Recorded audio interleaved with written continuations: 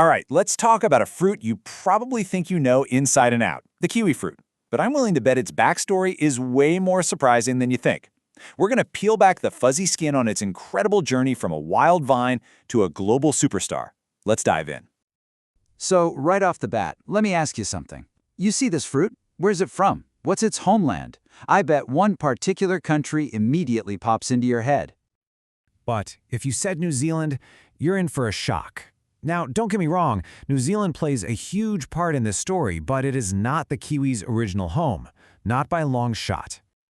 So to really get to the bottom of this fruit's secret identity, we need to wind the clock back, way back, and travel to the other side of the world to find out where it all began. Everybody, meet the Mi Hao Tao. That was the kiwi fruit's original name. It translates to macaque peach.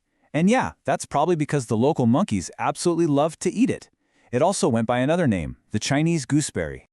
And here's the crazy part. For literally thousands of years, nobody was farming this thing to eat for fun. It was just a wild vine growing way up in the mountains of southern and central China. We have records of it going back to the 12th century BC. And back then, it was mostly used as a medicinal plant, not something you just snack on. So the big question is, how on earth does a wild medicinal vine from the mountains of China end up in our fruit bowls? Well, that brings us to the next chapter of its story, back when it was still called the Chinese gooseberry.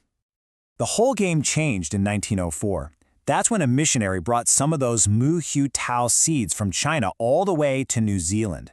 But this was no overnight success. It took decades of patient, brilliant work by New Zealand's horticulturalists to tame that wild vine, breeding it to become bigger, sweeter, and finally something you could actually sell. And this really gets to the heart of it, doesn't it? The true potential of this fruit wasn't unlocked in the place where it had been growing for millennia. Nope. It happened half a world away. So let's zoom in on that. What exactly was the New Zealand touch? What were the innovations that took a wild berry and turned it into the kiwi fruit we know and love today? You can really break it down into 4 key steps. First, the wild seeds arrived. Second, they were perfected over decades of cultivation. Third, the fruit was finally ready for the big time, export to the massive American market. But there was one huge roadblock, its name. Which leads to the obvious question. What was so wrong with Chinese gooseberry? Why did they have to change the name in the 50s? Well, the answer comes down to one word: geopolitics. Remember, this was the 1950s, the absolute height of the Cold War. Trying to sell something with the word Chinese in the name to American consumers? Yeah, that was a total non-starter. A commercial did end. So, in what has to be one of the greatest marketing moves of all time, they rebranded it. They called it the kiwi fruit, naming it after New Zealand's famous, flightless national bird, the kiwi. It was simple, it was catchy, and it had zero political baggage. The name took off, and pretty soon, the whole world was calling it kiwi fruit. Okay, so now they had the perfect product and a brilliant new name. The kiwi fruit was officially ready for the next phase of its plan: total world domination. And man, it spread like wildfire.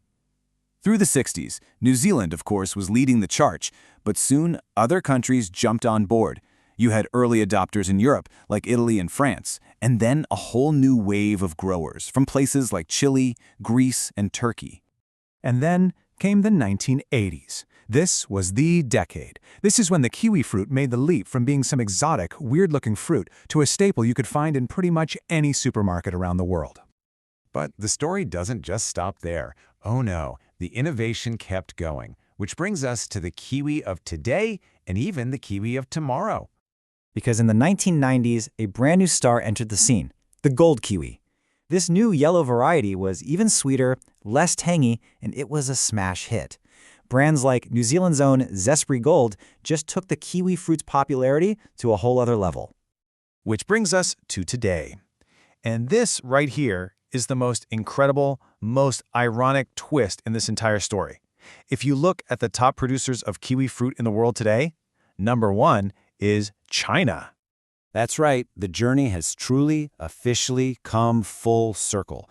The wild fruit that left its home over a century ago as a humble seed has returned as a global agricultural powerhouse, with China now leading the world in growing the very fruit that started in its own mountains.